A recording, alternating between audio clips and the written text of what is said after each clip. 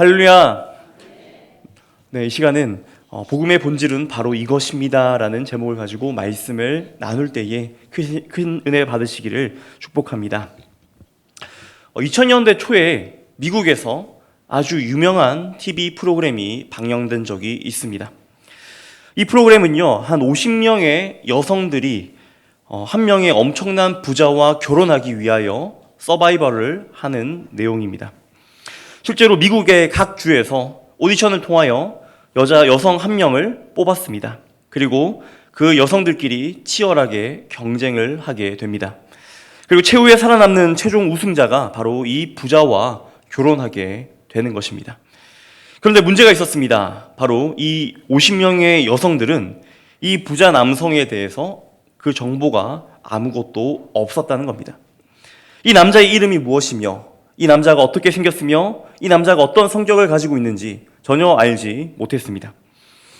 그러니 당연히 이 남자의 다른 것들, 인품이나 매너라든지 취향이라든지 취미라든지 이런 것은 전혀 알 수 없었죠. 단지 한 가지 알고 있는 것이 있었습니다. 그것이 무엇입니까? 이 남자가 엄청난 부자라는 것만 알고 있었습니다. 그것은 바로 그렇게 이 50명의 여성들은 매 스테이지마다 아주 치열하게 경쟁하였습니다. 그리고 결국 최종 우승자가 된 널바 콩글이라는 사람이 이 남성과 이 부자와 결혼하게 됩니다. 이 결혼식은 상당하게 성대하게 진행되었습니다. 큰 다이아 반지를 예물로 받았고요. 그리고 근사한 곳으로 신혼여행을 갔습니다.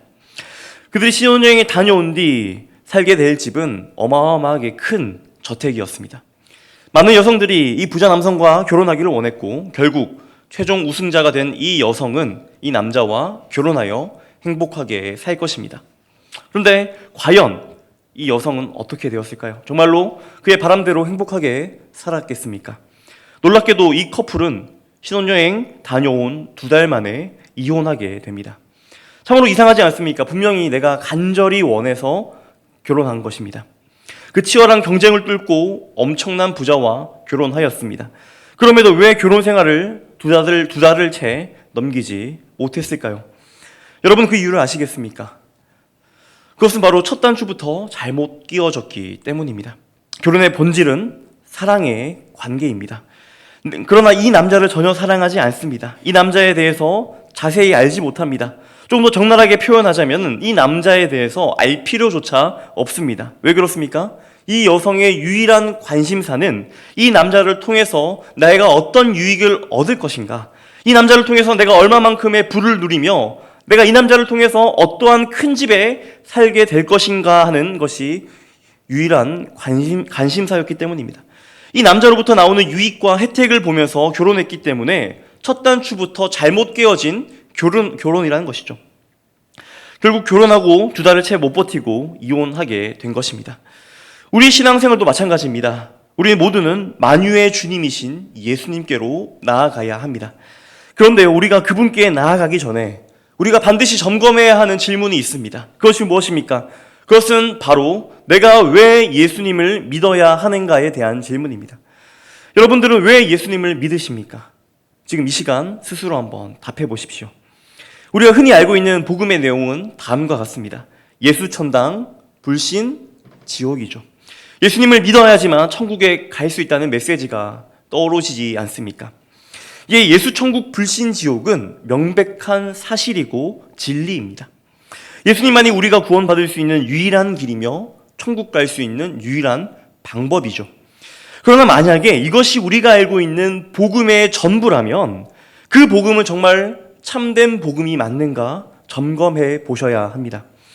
그렇다면 이 예수 천국, 불신, 지옥의 메시지에 뭔가 문제라도 있습니까? 라고 물어보신다면 저는 이렇게 답하겠습니다. 예, 문제가 있습니다. 예수 천국, 불신, 지옥은요, 철저하게 자기중심적이며 인간중심적으로 복음을 이해한 것입니다. 하나님이 누구신지, 예수님이 누구신지, 성령님이 누구신지는 관심 없습니다. 하나님의 뜻과 하나님 아버지의 마음 따위는 내가 별로 상관하지 않습니다. 그저 하나님에 대한 지식은 하나님이 나를 사랑하신다, 그 정도로만 알고 있습니다. 그리고 예수님을 믿고 난 후에 나의 유일한 관심사는 하나님께 내가 받을 혜택, 내가 받을 유익, 내가 받을 그 무언가입니다. 하나님이 나에게 무엇을 해주실 수 있지? 그래, 나를 천국에 보내주실 수 있구나. 그러니까 예수 믿어야겠다. 여러분, 이것이 무엇이 문제입니까? 내 신앙의 궁극적인 목적이 천국행 티켓이 되어 버린 것입니다. 이렇게 될 때 예수님은 나에게 어떤 존재입니까? 내가 천국 가는데 필요한 수단에 불과합니다. 그저 내가 천국 가는 데 있어서 밟고 지나가는 징검다리 역할 정도밖에 하지 않는 것이 어느 순간 나에게 예수님의 모습은 아닙니까? 예수님이 누구신지 아무런 상관이 없고요. 예수님과 친밀해지고 싶지도 않습니다. 다만 예수님을 믿어야 천국에 간다고 하니까 그 목적을 이루어내기 위해서 예수님을 믿는 것 아닙니까? 그저 천국 가기 위해 지금 이 시간 이 자리에 예배당에 앉아 계시지는 않으십니까? 뭔가 근본적으로 잘못되지 않았습니까? 우리가 분명히 기억해야 되는 성경의 진리가 있습니다. 천국행 티켓이 결코 예수님을 믿는 목적이 될 수가 없습니다. 내가 이 땅 가운데 잘 먹고 잘 사는 것이 예수님을 믿는 목적이 될 수가 없습니다. 우리 기독교는 예수 그리스도가 목적 그 자체입니다. 천국에 가기 위해서 예수님을 믿는 것이 아니라요, 예수님을 믿고 보니 어떻습니까? 자연스럽게 천국에 가게 되는 겁니다. 이것이 성경에서 선포하고 있는 참된 진리입니다. 왕궁에서 살기 위해서 왕과 결혼하는 것이 아니라 왕과 결혼해서 보니까 내가 어느새 왕궁에 살고 있더라는 겁니다. 내가 왕을 사랑해서 나를 향한 그 왕의 은혜가 너무나 감사해서 왕과 결혼하니까 자연스럽게 왕궁이 나에게 따라온다는 것이죠. 우리도 마찬가지입니다. 천국이 목적이 되어서 예수님을 이용하여 그곳에 도달하는 것이 절대로 아닙니다. 나를 향한 하나님의 은혜가 너무나 크고 놀라워서 그 은혜에 감사하며 그 은혜에 감격하여서 주님을 내 인생의 주인으로 모시게 되니까 그 주인으로 하여금 천국은 우리에게 자연스럽게 찾아오는 것, 그것이 바로 우리가 믿는 진리 아닙니까? 앞서서 말씀드렸듯이 부자 남편과 결혼하면 당연히 그 부자 남편이 사는 저택에서 함께 살게 되는 것입니다. 만일에 천국 가기 위해서 예수님을 믿는다는 것이 아니면, 그렇다면 우리의 구원의 참된 목적이 어디에 있겠습니까? 천국이 우리의 삶의 목적이 되는 것이 아니라 하나님 자신 또한 하나님과의 사랑의 관계를 회복하는 것이 참된 구원의 목적입니다. 우리가 예수님을 믿어 천국에 가는 것이 목적이 아니라면, 그리고 그것이 복음의 핵심적인 메시지가 아니라면 성경이 우리의 삶 속에서 말해주고 있는 진정한 복음의 메시지는 과연 무엇입니까? 과연 무엇입니까? 바로 하나님 나라입니다. 우리 아까 김지현 목사님께서도 오전에 말씀하셨죠. 하나님 나라라고요. 하나님 나라는 무엇입니까? 하나님의 통치하심입니다. 하나님이 온전히 다스리는 그 영역, 그것이 바로 하나님 나라입니다. 그렇기 때문에 하나님 나라는 물질적인 개념이 아닙니다. 남한은 하나님 나라, 북한은 사탄의 나라, 이런 개념이 아닙니다. 하나님 나라는 물질적인 개념이 아니죠. 성경은 하나님의 통치하심이 이루어지는 그 모든 영역이 하나님 나라라고 말씀하고 있습니다. 누가복음 17장 20절과 21절 말씀 우리 한번 같이 읽겠습니다. 시작. 바리새인들이 하나님 나라가 어느 때에 임하나이까 묻거늘 예수께서 대답하여 이르시되 하나님의 나라는 볼 수 있는 것이 하나님 나라는 너희 안에 있느니라. 이 말씀 속에 하나님 나라가 지금 어디에 있다라고 말씀하고 있습니까? 예, 너희 안에 거한다라고 말합니다. 만일 제가 하나님을 나의 삶의 왕으로 모시고 하나님의 절대 권위에 순복하는 삶을 산다면 저의 삶에 무엇이 임한 것입니까? 하나님 나라가 임한 것입니다.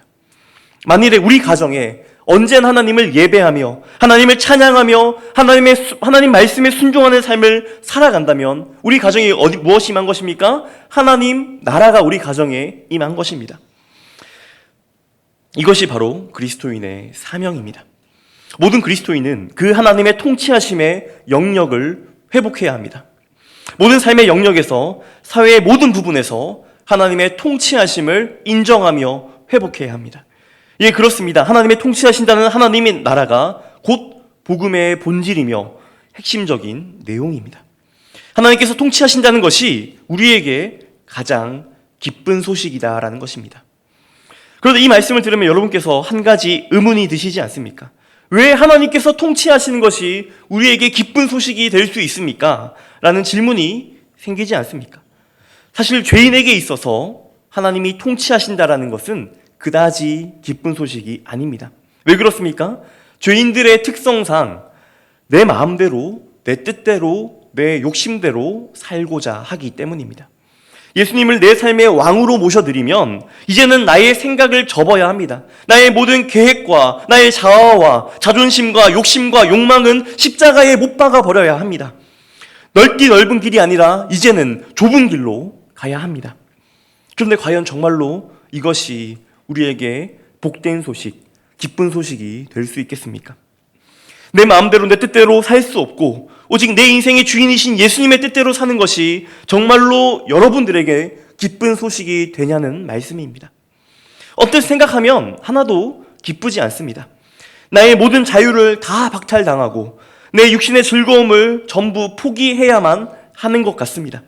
그럼에도 불구하고 왜 성경은 이것을 하나님의 통치하심의 회복, 하나님 나라의 회복을 왜 복음이라고 말씀하고 있는 것입니까?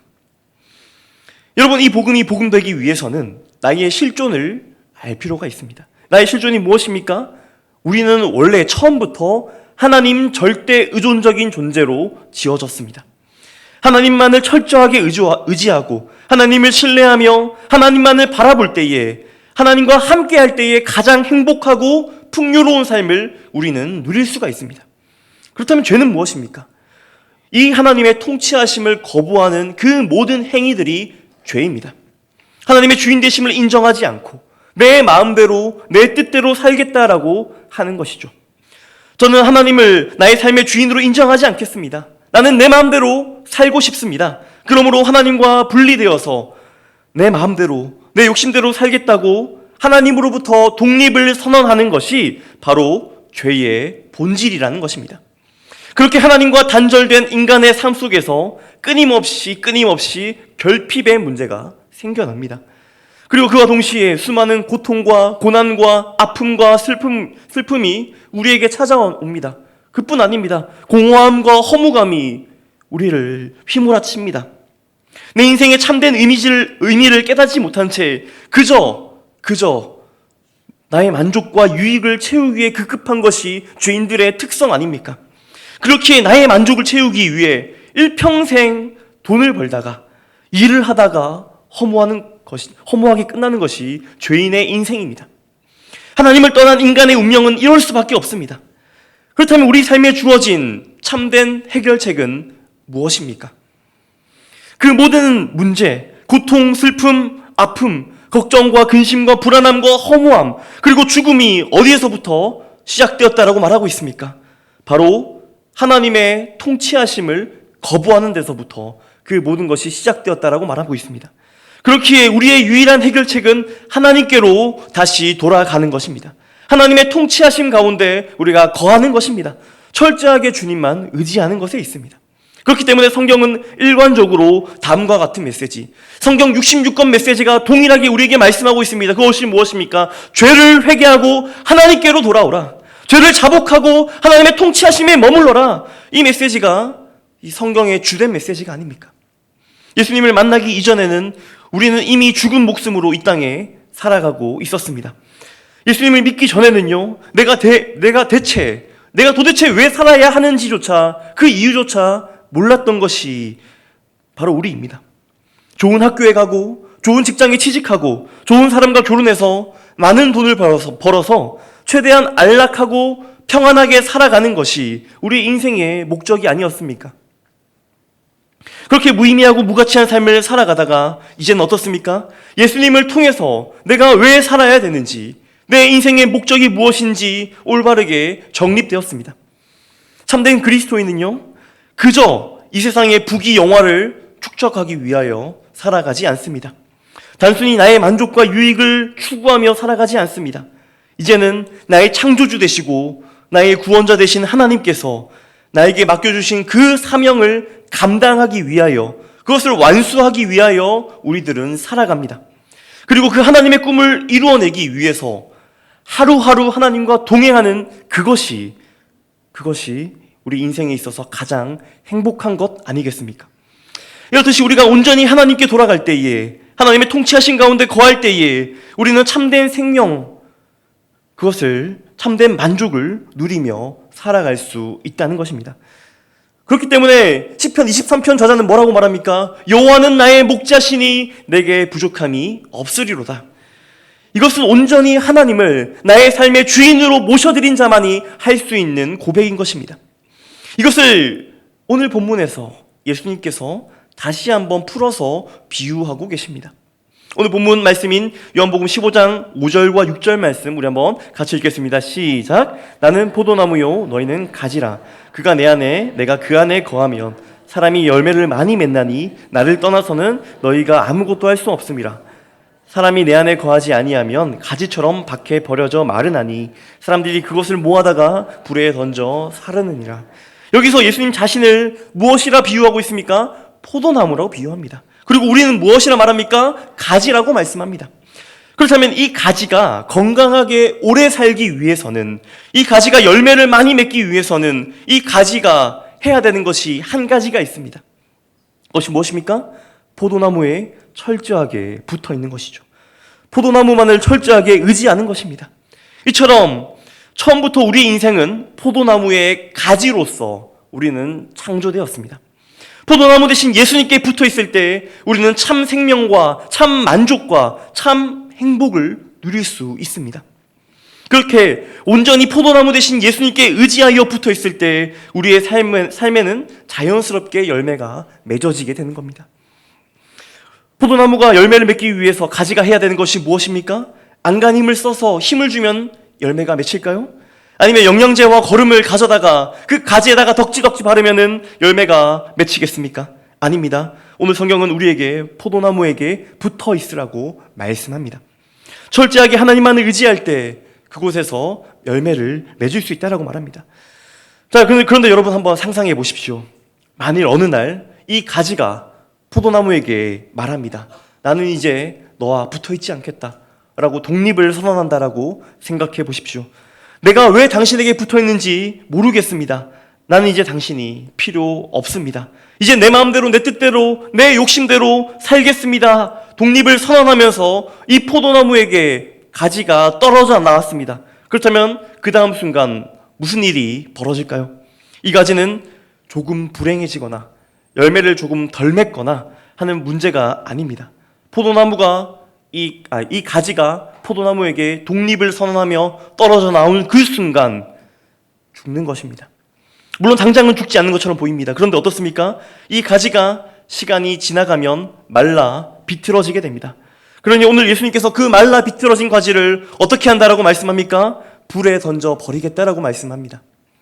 사랑하는 성도 여러분, 정말 놀랍게도 초대교회에 외쳐졌던 수많은 메시지들을 보면은 예수 믿고 천국 갑시다라는 메시지가 단 한 번도 선포된 적은 없습니다. 성경이 선포되고 있는 진정한 복음, 그리고 초대교회에서 선포되었던 복음의 내용은 하나님 나라의 백성이 되어 하나님의 통치하심을 받으며 살아라 이것입니다. 이것에서 복음의 능력이 나타났는데 우리는 언젠가부터 이 복음의 능력을, 이 메시지를 잃어버린 채 그저 예수 믿고 천국 갑시다, 이 땅의 삶은 어떠하든지 상관없이 그저 예수 믿고 천국 갑시다, 이런 껍데기 복음만 우리에게 남아있는 것입니다. 진정한 복음의 메시지는요, 하나님 나라, 하나님의 통치하심을 우리 삶 가운데 회복해야 한다는 겁니다. 이것을 가장 정확하게 보여주는 성경이 있습니다. 그것은 바로 누가복음 15장에 등장하는 돌아온 탕자 비유입니다. 이 비유를 통해서 복음의 본질적인 메시지가 무엇인지 예수님께서 직접 비유를 들어서 설명해 주고 계십니다. 이 이야기는 우리가 너무나 잘 알고 있는 메시지죠. 어느 날 둘째 아들이 아버지에게 와서 말합니다. 아버지가 돌아가시면 어차피 제가 물려받을 그 유산을 미리 좀 주십시오라고 이야기합니다. 사실 이 이야기의 첫 시작부터 얼마나 폐륜적인 모습입니까? 아직 아버지는 돌아가시지 않았습니다. 우리가 살아가는 이 대한민국에서조차 참 허용되기 힘든 이야기죠. 어느 날 자식이 찾아와서, 여러분 한번 상상해 보십시오. 어느 날 자식이 찾아와서 유산을 달라고 합니다. 이 가정 우리가 뭐라고 부릅니까? 콩가루 가정이라고 부르죠. 콩가루 집안이라고 부릅니다. 웬만큼 부자 사이가 좋지 않는 이상 그런 일은 없습니다. 그런데 지금 이 이야기는 2000년 전 고대 근동 지방에 발생한 일입니다. 그렇기 때문에 더더욱이나 말이 안 되는 이야기입니다. 이 이야기를 듣는 당시의 사람들은 크게 분노했을 겁니다. 어찌 이런 페르나가 있습니까? 라고 깜짝 놀랐을 겁니다. 그 이유가 무엇입니까? 왜 그렇습니까? 아버지가 시퍼렇게 살아있는데 근데 지금 유산을 달라고 한다는 것은요, 그 말이 무슨 말입니까? 아버지, 나에게 있어서 당신은 이제부터 죽은 사람과 같습니다라는 말과 동일하기 때문입니다. 이제 당신은 나의 인생에서 철저하게 무의미합니다. 당신은 나에게 별로 중요하지 않습니다. 그러니 그냥 당신은 나에게 돈만 주면 됩니다. 이 얼마나 불효막심한 이야기입니까? 정말로 있을 수나 없는 일이 벌어진 것입니다. 그리고 우리가 두 번째로 봐야 하는 것이 있습니다. 그것이 무엇입니까? 아버지의 집에 산다는 것은요, 아버지의 절대 권위에 순복한다는 것을 의미합니다. 그 당시에 아버지의 권위는 오늘날의 아버지의 권위와 비교할 수 없을 정도로 훨씬 더 강하였습니다. 그런데 나는 이제 더 이상 아버지의 집에서 아버지의 권위 아래서 순복하며 살지 않겠습니다. 내 마음대로 내 뜻대로 살겠습니다 하면서 아버지의 집을 나간다는 것은요, 그 모습 그 자체로 죄의 모습인 것입니다. 탕자의 모습 속에서 죄의 본질을 우리는 발견하게 됩니다. 하나님 절대 의존적이어야 하는 존재가 하나님을 거부하고 하나님의 통치를 거부하여서 하나님과 단절되는 것, 그것이 바로 성경에서 말하고 있는 죄의 본질인 겁니다. 이후의 이야기는 어떻게 진행됩니까? 처음에는 이 둘째 아들이 아주 기뻤을 겁니다. 자기 마음대로 살 수 있으니까 말입니다. 그러나 시간이 점차 지나게 됩니다. 이 둘째 아들은 포도나무에서 떨어져 나온 가지처럼 그의 삶은 말라 비틀어지기 시작합니다. 점점 더 피폐해지기 시작합니다. 그리고 그의 결과는 어떻습니까? 그의 마지막은 어디에 있었습니까? 바로 돼지 우리에 있었습니다. 이것은 참으로 굉장한 메시지를 우리에게 줍니다. 유대인들은 돼지고기를 먹을까요? 먹지 않을까요? 먹지 않습니다. 돼지를 가장 불결한 동물이라고 생각합니다. 그런데 지금 이 둘째 아들은 자기가 가장 불결하다고 생각하는 그 돼지들과 함께 살고 있습니다. 그러면 이 돼지의 주인은 누구였을까요? 이방인이었을 겁니다. 그들은 유대인들이 개만도 못하게 여기는 이방인이 이 돼지들의 주인이었을 겁니다. 이 이방인 밑에서 가장 불결한 동물인 돼지를 치게 되었다는 것은 이제 더 이상은 추락할 것도 없이 인생의 나락까지 갈 때까지 갔다라는 것을 말씀하고 있는 겁니다. 결국 하나님을 떠난 모든 인간들은 이처럼 가장 비참한 인생을 살 수밖에 없다라는 것을 오늘 성경은 말해줍니다. 그렇다면 이 문제를 어떻게 하면 해결할 수 있겠습니까? 지금 탕자가 이 문제를 해결할 수 있는 것은 단 한 가지 방법밖에 없습니다. 그것이 무엇입니까? 아버지께로 다시 돌아가는 것입니다. 아버지께로 다시 돌아가야 그의 인생은 회복될 수 있습니다. 그런데 아버지께로 다시 돌아간다는 것은요, 단지 아버지의 집에 들어간다는 것을 의미하지 않습니다. 아버지께로 돌아가려면 반드시 아버지와 관계가 회복되어야 합니다. 그리고 이제 아버지의 권위에 순종하겠습니다. 아버지의 주권에 순복하겠습니다라는 의지가 있어야 합니다. 아버지의 주권에 순복하겠다라는 그 의지도 없는데 아버지의 집에 돌아가는 것은 불가능합니다. 그렇기 때문에 누가복음 15장에 보면 탕자가 아버지에게 뭐라고 고백합니까? 아버지, 제가 하늘과 아버지에게 범죄하였습니다. 다시는 아버지의 아들이라 일컬음을 받지 못할 테니 당신의 종으로라도, 당신의 하인이라도 나를 좀 사용하여 주옵소서. 나를 하인으로 봐주십시오라고 지금 이야기하는 겁니다. 나는 이제 철저하게 아버지의 권위에 순복하겠습니다. 아버지께 철저하게 복종하겠습니다라는 말과 동일한 말입니다. 처음에는 이 둘째 아들이 아버지의 집을 왜 나왔습니까? 아버지의 권위가 싫어서 나왔습니다. 아버지의 그 권위에 순복하기 싫어서 나왔습니다. 그렇기 때문에 아버지께 독립을 선포하고 아버지의 집을 떠나서 살게 된 것이죠. 그런데 그 결과는 무엇이었습니까? 비참한 돼지 우리였습니다. 그제서야 이 둘째 아들은 깨닫게 됩니다. 아버지의 집에 있을 때가 가장 행복했는데 이것을 깨닫고 돌아가게 됩니다. 그렇게 다시 돌아간 둘째 아들은 어떻게 되었습니까? 모든 자유를 다 박탈당하고 진짜 그가 말한 것처럼 종처럼 살게 되었습니까? 항상 아버지께 매를 맞으면서 비참하고 우울한 삶을 살게 되었습니까? 그렇지 않죠. 성경은 우리에게 놀라운 메시지를 전하고 있습니다. 아직도 거리가 멀리 있는데 아버지는 이 둘째 아들을 멀리서 알아봅니다. 그리고 측은히 여겨 달려가게 됩니다. 성경이 소개하고 있는 아버지의 모습은 바로 이런 모습입니다. 죄를 지었으니까 이제 이 아들을 속박하고 자유를 박탈해서 종처럼 부리는 것이 아버지가 아니라, 성경에서 나오는 아버지의 모습은요, 아버지가 그에게 달려갑니다. 먼저 달려갑니다. 그리고 아버지가 그를 품에 끌어안습니다. 그가 어떠한 말을 하기 이전에 이미 그 둘째 아들의 모습을 본 이후에 용서한 겁니다. 그리고 그를 품어주면서 눈물을 흘리면서 기뻐하지 않습니까? 그리고 그 아버지가 뭐라고 말합니까? 오늘은 기쁜 날이로다. 내 죽었던 아들이 다시 살아 돌아왔다. 이제는 축제를 벌이자. 바로 이것이 하나님 나라입니다. 모든 인간의 결핍이 해결되는 곳, 모든 인간의 부족함이 채워지는 곳, 하나님의 무한하신 공급으로 가장 풍요롭고 가장 행복하게 살 수 있는 곳, 그것이 바로 하나님 나라입니다. 사랑하는 성도 여러분, 이 하나님 나라에 여러분 모두를 초대합니다. 저는 여러분에게 한 가지 중요한 질문을 하고 싶습니다. 혹시 아직도 이 자리에 예수 그리스도를 영접하지 않은 분 계십니까? 아직도 예수님을 인격적으로 만나지 못한 분이 계십니까? 아직까지 아버지의 집이 아니라 타지에서 고생하고 계신 분이 계십니까? 그렇다면 여러분들을 하나님 나라로, 아버지의 집으로 초청합니다. 하나님은 언제나 우리를 기다리고 계십니다. 그리고 우리가 회개하고 돌이켜서 예수님께로 나아온다면 우리를 반드시 받아주실 것이며 다시 우리를 자녀 삼아 주실 것입니다. 이것이 바로 성경이 말하고 있는 복음의 본질입니다. 바라기는 온전히 예수님을 나의 인생의 주인으로 모심으로 하나님 나라의 백성이 되어서 하나님의 통치하심을 받아서 가장 행복한 하나님 나라의 백성 되시는 우리 모든 진교회 성도님 되시기를 주님의 이름으로 축원합니다. 이 시간 들을 말씀 놓고 함께 기도하겠습니다.